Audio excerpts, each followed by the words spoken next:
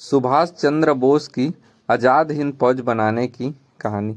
नेताजी सुभाष चंद्र बोस का विदेश जाकर आज़ाद हिंद फौज की कमान संभालना और भारत की आज़ादी के लिए एक सशस्त्र क्रांति की शुरुआत करना इतिहास की सबसे रोमांचक और साहसी कहानियों में से एक है।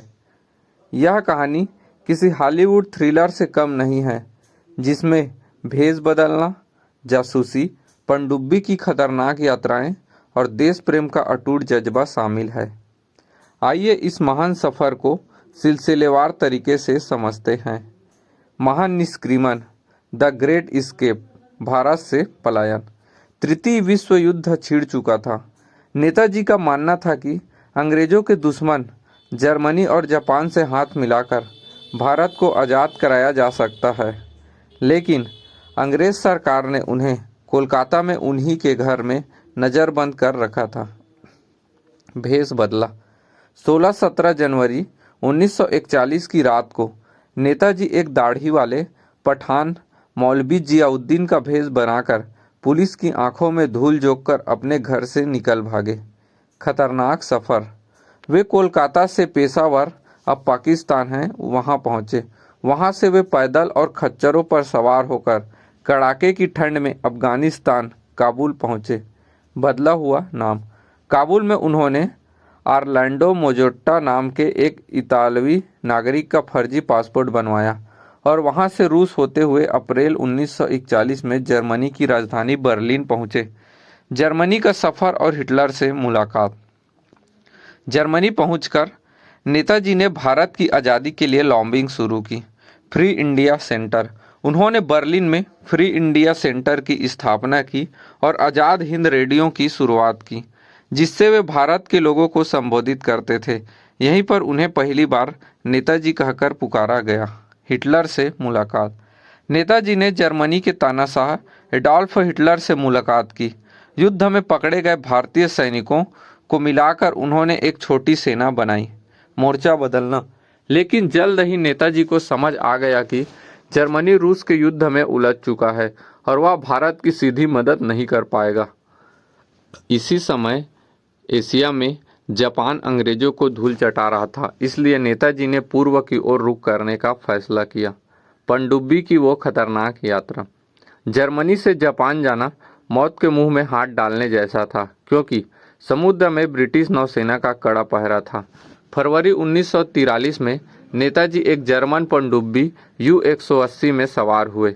हिंद महासागर के बीचों बीच उफनते समुद्र में वे एक रबर की नाव के सहारे जर्मन पनडुब्बी से निकलकर एक जापानी पनडुब्बी में सवार हुए। विश्व युद्ध के इतिहास में दो दुश्मन पनडुब्बियों के बीच नागरिक की ऐसी अदला बदली की यह एकमात्र घटना है। मई 1943 में वे टोक्यो पहुंचे, जहां जापानी प्रधानमंत्री हिदेकी तोजो ने उन्हें पूरा समर्थन देने का वादा किया। आज़ाद हिंद फौज की कमान और दिल्ली चलो। जापान पहुंचने के बाद नेताजी सिंगापुर गए। सिंगापुर में क्रांतिकारी रास बिहारी बोस ने पहले से ही आज़ाद हिंद फौज का एक ढांचा तैयार कर रखा था, जिसमें जापानी सेना द्वारा बंदी बनाए गए भारतीय सैनिक शामिल थे। कमान संभाली। 4 जुलाई 1943 को रास बिहारी बोस ने संगठन की कमान नेताजी सुभाष चंद्र बोस को सौंप दी। नेताजी के आते ही सेना में नया जोश आ गया, जो इतिहास बन गए।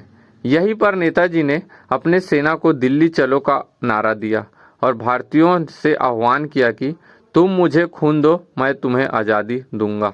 झांसी की रानी रेजिमेंट। नेताजी ने महिलाओं के लिए एक विशेष युद्धक इकाई बनाई, जिसका नाम झांसी की रानी रेजिमेंट रखा गया, जिसकी कमान कैप्टन लक्ष्मी सहगल के हाथों में थी। आज़ाद हिंद सरकार का गठन और युद्ध।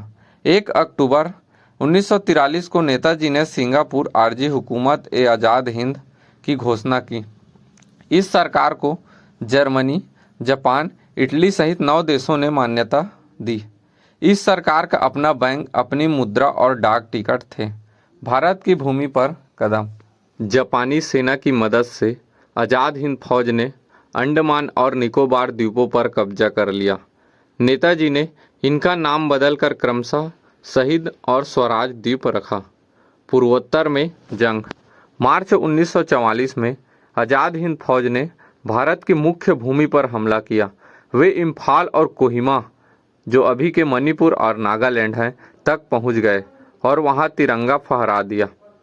कहानी का अंत और अमर विरासत। दुर्भाग्य से 1945 में पासा पलट गया। अमेरिका ने जापान पर परमाणु बम गिरा दिए, जिससे जापान ने आत्मसमर्पण कर दिया। जापानी मदद रुकने और रसद सप्लाई खत्म होने के कारण आज़ाद हिंद फौज को पीछे हटना पड़ा। 18 अगस्त 1945 को ताइवान में एक कथित विमान दुर्घटना में नेताजी लापता हो गए। भले ही आज़ाद हिंद फौज सैन्य रूप से यह युद्ध हार गई, लेकिन इसने ब्रिटिश साम्राज्य की जड़ों को हिलाकर रख दिया। जब अंग्रेजों ने लाल किले में आज़ाद हिंद फौज के अफसरों सहगल, ढिल्लों और शाहनवाज पर मुकदमा चलाया तो पूरे भारत में विद्रोह की आग भड़क उठी। ब्रिटिश भारतीय नौसेना और सेना ने भी बगावत कर दी। अंग्रेजों को समझ आ गया कि अब वे भारतीय सैनिकों के दम पर भारत पर राज नहीं कर सकते और आखिरकार 1947 में उन्हें भारत छोड़कर जाना पड़ा। नेताजी सुभाष चंद्र की जय।